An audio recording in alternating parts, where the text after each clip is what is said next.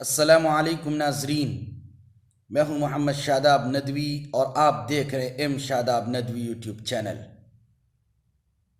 آج کے اس ایپیسوڈ میں آپ کے سامنے BBC کی وہ خبریں پیش کروں گا جس نے پورے بھارت میں تہلکہ مچا دیا ہے اور خاص طور پر مسلمانوں کو یہ سوچنے پر مجبور کر دیا ہے کہ وہ کیا کر رہے ہیں، وہ خاموش کیوں ہیں۔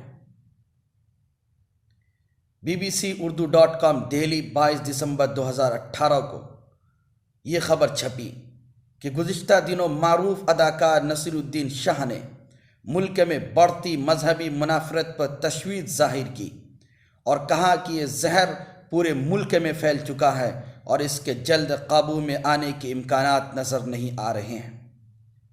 انہوں نے تمام معقولیت پسندوں سے اپیل کی کہ وہ موجودہ ماحول سے خوف نہ کھائیں بلکہ اس کے خلاف آواز اٹھائیں۔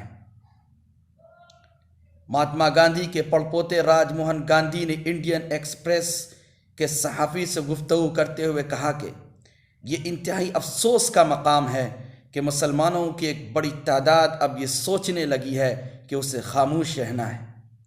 انہوں نے کہا کہ ہم جیسے لوگوں کے لیے جن کا تعلق اکثریتی برادری سے ہے، مسلمانوں کی خاموشی ایک انتہائی تکلیف دہ حقیقت ہے۔ پچھلے دنوں ملک کے 80 سے زیادہ سرکردہ سابق اعلیٰ سرکاری اہلکاروں نے ملک کے شہریوں سے اپیل کی کہ وہ نفرت اور ٹکراؤ کی سیاست کے خلاف جنگ کے لیے متحد ہو جائیں۔ ان اہلکاروں نے کہا کہ ملک کی دائیں بازو کی سیاست ان بنیادی اصولوں کو تباہ کرنا چاہتی ہے جن پر انڈین جمہوریت قائم کی گئی تھی۔ ملک میں مذہبی منافرت اور ٹکراؤ کی جو فضا بنائی گئی ہے، اس کا اصل محور مسلمان ہیں۔ موجودہ حالات پر کئی حلقوں کی طرف سے تشویش ظاہر کی جا رہی ہے، لیکن مسلمانوں نے پوری طرح خاموشی اختیار کر رکھی ہے۔ تاج محل کو مندر میں تبدیل کرنے کی باتیں ہوں، فیض آباد کا نام ایودھیا اور الہ آباد کا نام پریاگ رکھنے کا فیصلہ ہو، ایودھیا کی متنازع زمین پر مندر تعمیر کرنے کے نعرے ہو، مسلمان اب مشتعل ہوتے ہیں اور نہ ہی ان کی طرف سے کوئی رد عمل ہوتا ہے۔ ایسا نہیں ہے کہ یہ خاموشی مصلحت آمیز ہے، یہ خاموشی درد میں ڈوبی ہوئی ہے۔ یہ اس بے بسی کی عکاس ہے جس میں انڈیا کے 18 کروڑ مسلمان اس وقت محصور ہیں۔ انڈیا کے مسلمانوں کو جن حالات کا سامنا ہے وہ ملک کی کئی نسلوں نے پہلے کبھی نہیں دیکھا ہے۔ مسلمانوں کو سماجی، اقتصادی اور تعلیمی ہر شعبے میں شدید دباؤ کا سامنا ہے۔ ملک کی سیاست میں وہ حاشیے پر جا چکے ہیں، سیاسی نمائندگی میں اس وقت وہ سب سے نیچے ہیں، اعلیٰ تعلیم میں وہ پہلے کے مقابلے پیچھے ہو گئے ہیں۔ ملک کے مسلمان اس وقت ایک طرح کے خوف کے احساس سے گزر رہے ہیں، لیکن کیا اس خوف اور بے بسی کا حل خاموشی ہے؟ مبصرین کا خیال ہے کہ مسلمانوں کی یہ خاموشی ملک کے لیے اچھی نہیں ہے۔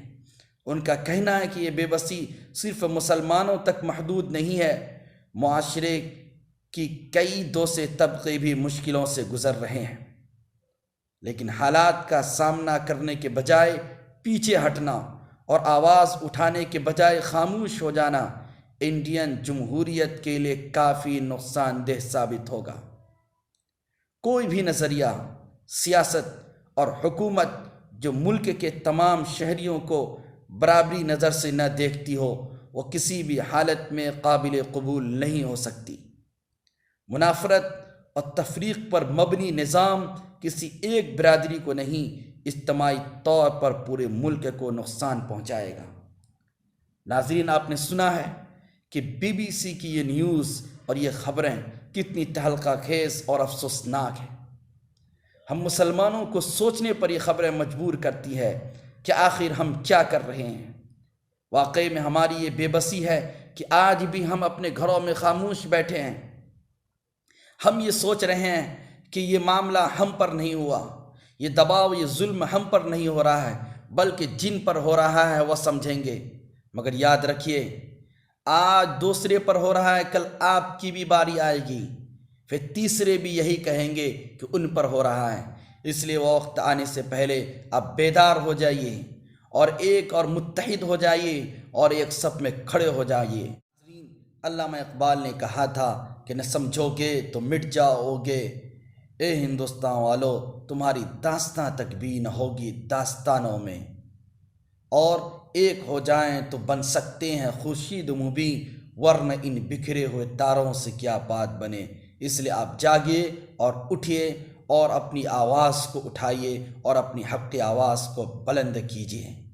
ناظرین، اگر میری یہ باتیں آپ کو پسند آئی ہو تو آپ ضرور میرے اس چینل کو سبسکرائب کریں، لائک کریں اور کامنٹس کر بتائیں کہ آپ کی اس سلسلے میں کیا رائے ہے۔ فقط والسلام۔